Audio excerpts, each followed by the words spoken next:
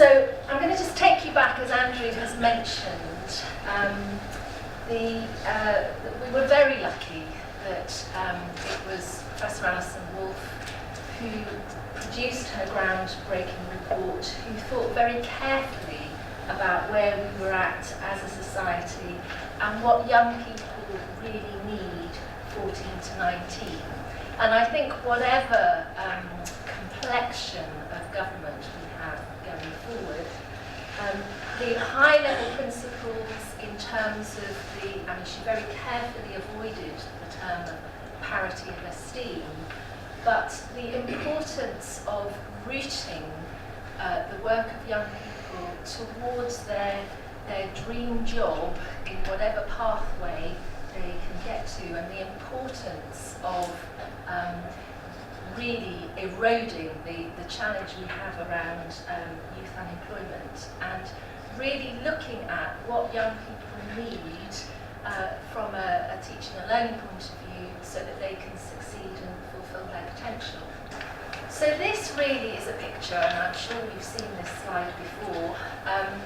Obviously, this has been about making sure that there is rigour in the system, and we've all got, particularly those of us who have been working with young people in the challenges of the changes to the testing regime, but introducing rigour alongside being able to invest this price per head you get per student into a systemic approach that supports young people. And this is all brought together through the study programmes and the importance of non-qualification activity alongside qualifications. And I will say a little bit more about changes to vocational qualifications at Key Stage 4 and 5.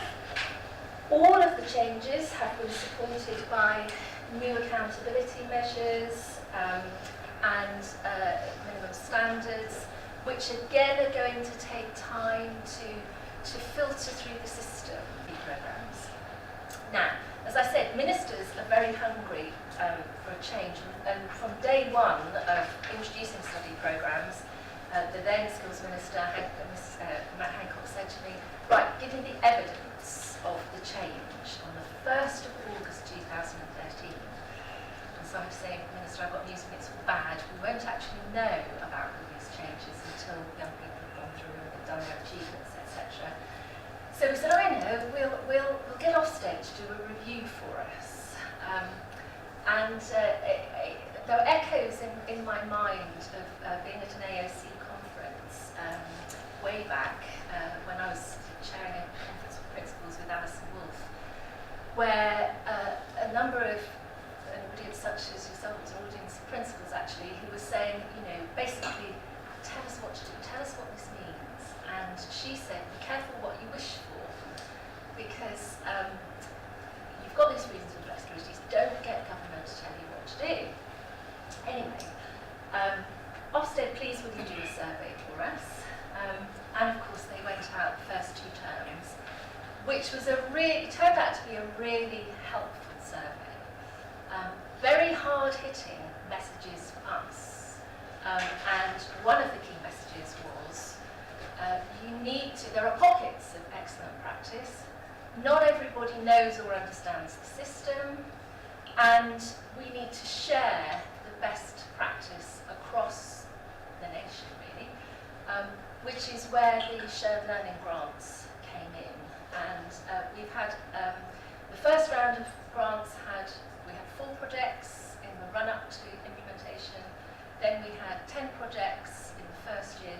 We've had 25 this year, and I'm absolutely knocked out at the changes and the difference that your approaches are making to young people. There's still a way to go, but in terms of meeting some of those Wolfe challenges, we can say that there is a measurable impact already. Raising the participation has increased.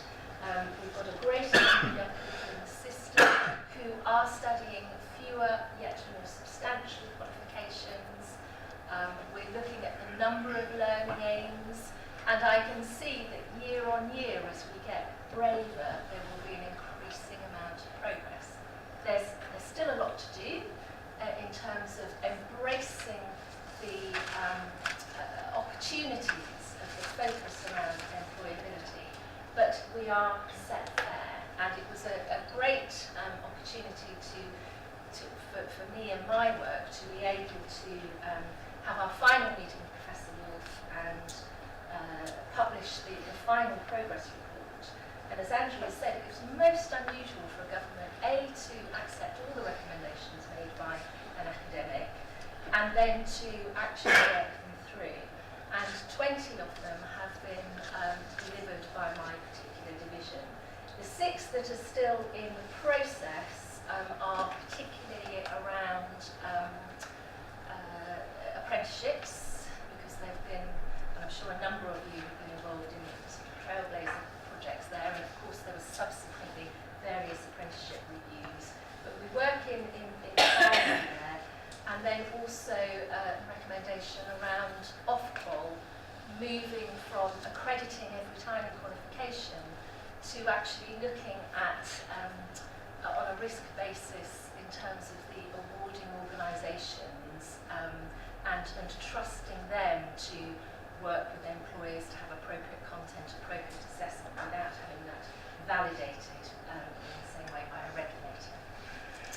Now, when I came to the region in January, I trailed this particular slide with you, which is really our attempt to describe on a page the 14 to 19 pathways.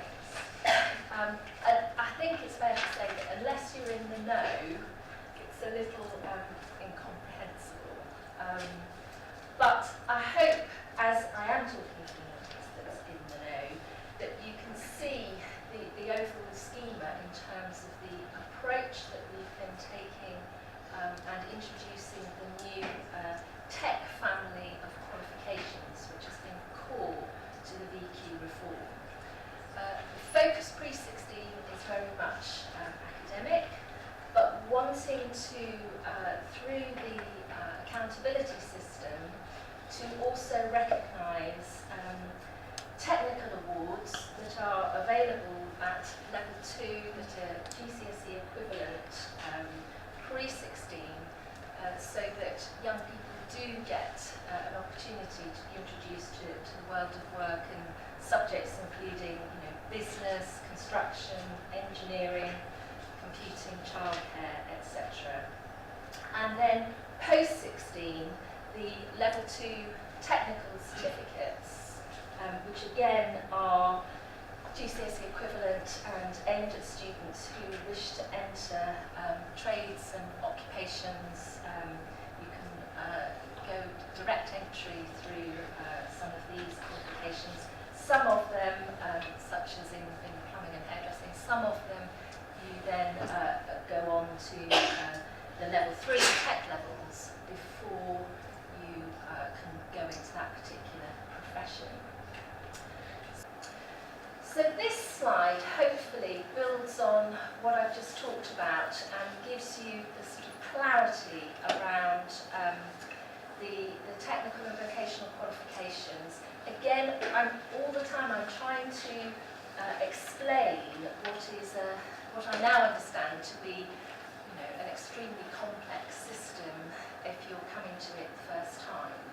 I mean, you all know that we started out 5 years ago with over 3,500 qualifications, vocational qualifications available to pre-16s, over 15,000 for post-16s, and we've gone through a system of incentivising just 150 pre-16 ones and around 300 of the post-16 ones as a way of, I mean, you still have the freedom and choice to do any of those 15,000, but if you are at all interested in the accountability measures, then the ones that count are the ones that have been through a process, and employers have endorsed the content of these particular tech levels and tech certificates. but also there's a pathway into higher education as well. And I think, you know, any future efforts will be how to work with all stakeholders, employers, and in fact, this came out of working with a group of employers because I showed them the previous slide and they were completely bamboozled because it was just too much information for them. They weren't at all interested in accountability, etc. They just wanted to know, what will young people in the future be leaving the education system with, or working with them in their premises towards? And working with the CIPD, employers helped, brokered by the UKCES, put this slide together to try and describe in a more simple way what the pathways are, to give them a guide to qualification categories and work-based learning.